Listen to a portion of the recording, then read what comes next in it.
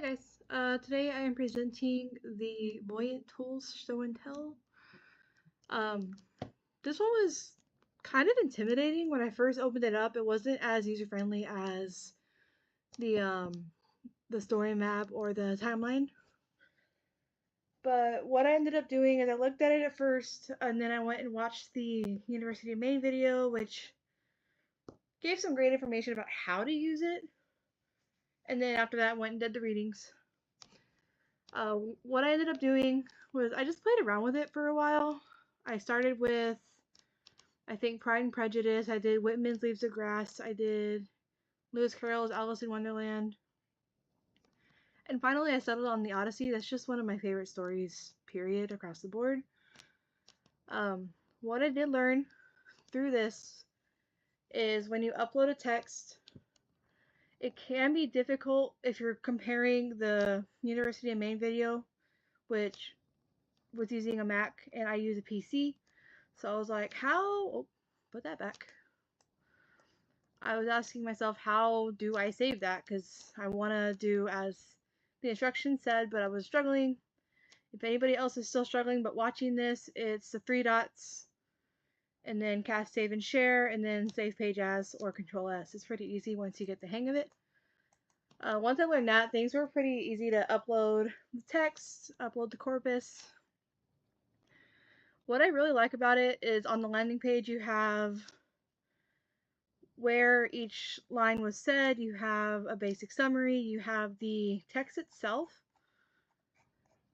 along with the trends. As we can see, this is the Roman translation, so it says Ulysses instead of Odysseus. If we leave in the common words like said, came, went, good, all those adjectives, and the names, it kind of skews the data. Those will be the most common things said. Like we have Ulysses, Telemachus, said, went.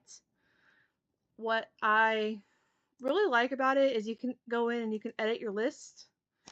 So I'll take out Ulysses, S-E-S, Telemachus, A-C-H-U-S, Penelope, said, men, man, suitors, save, confirm.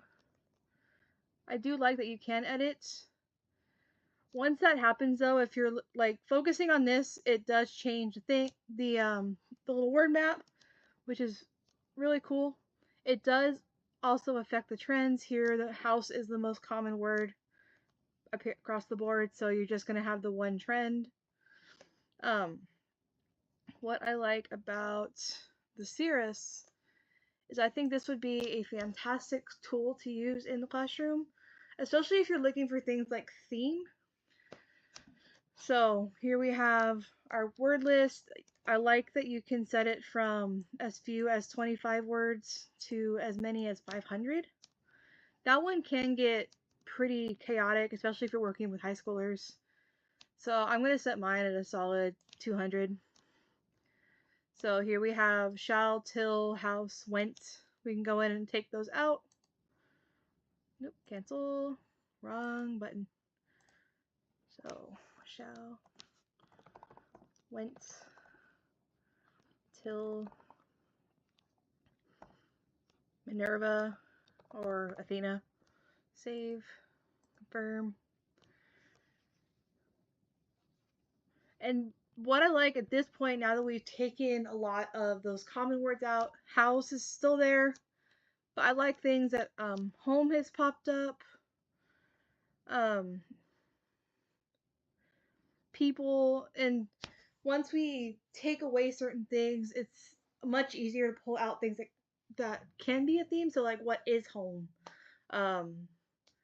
What constitutes work? What constitutes like different things? And then this would be a great tool to encourage student discussion. I feel like it'll get them to pull out things they're interested in. I really think all of this really ties back to the readings. The second one, it was the one by Catherine Schultz where she was talking about how the computer is a very surface level. It finds your patterns, but it doesn't have that human aspect to go in and look. We add that by going in and taking out those words. So that's where we get the full picture of the patterns that occur in a text. Um, but yeah, overall, absolutely love this tool. I think it's really awesome. I would definitely use this again in the classroom.